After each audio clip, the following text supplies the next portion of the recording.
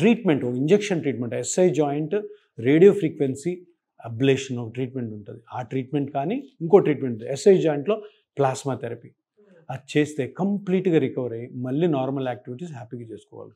ఇంత తప్పితే ఆ జాయింట్ మీద ప్రెగ్నెన్సీ తర్వాత వచ్చే నొప్పికి ప్రపంచంలో ఇప్పటివరకు ట్రీట్మెంటే లేదు. సో అది అంటే ప్రెగ్నెన్సీ తర్వాత వచ్చే బ్యాక్ పెయిన్ 90% కాజ్ ఏంటంటే సేక్రోఇలియాక్ జాయింట్ ఇన్ఫ్లమేషన్. దానికి చిన్న ఇంజెక్షన్ ట్రీట్మెంట్ ఉంది. కరెక్ట్ టైంలో కానీ వచ్చారు అంటే ఇమ్మీడియట్ రిలీఫ్ ఉంటుంది, లాంగ్ లాస్టింగ్ రిలీఫ్ ఉంటుంది.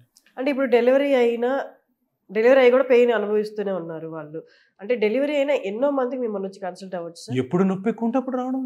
ఓకే, ప్రాబ్లం ఏం లేదు, ఎప్పుడైనా తీసుకోవచ్చు. పెయిన్తో ఏ మనిషి కూడా జీవించకూడదు. ఒక రోజు, 2 రోజులు, వారం తర్వాత నొప్పి వస్తుందంటే ఫస్ట్ మీకు డౌట్ రావాలా, ఏదో ప్రాబ్లం ఉంది, నేను చూపించుకోవాలి డాక్టర్కి. ఈరోజు ఈ వీడియో చూసిన వాళ్ళు ప్రెగ్నెన్సీ అయిన అమ్మాయిలు తప్పకుండా అరేరే నాకు సేక్రోఇలియాక్ జాయింట్ డిస్ఫంక్షన్, సేక్రోఇలియైటిస్ ఉంది అని వెంటనే కానీ కన్సల్ట్ అయితే ఇమీడియట్గా నొప్పి తగ్గుతుంది. జీవితాంతం భయపడాల్సిన అవసరం లే, జీవితాంతం బాధపడాల్సిన అవసరం లేదు.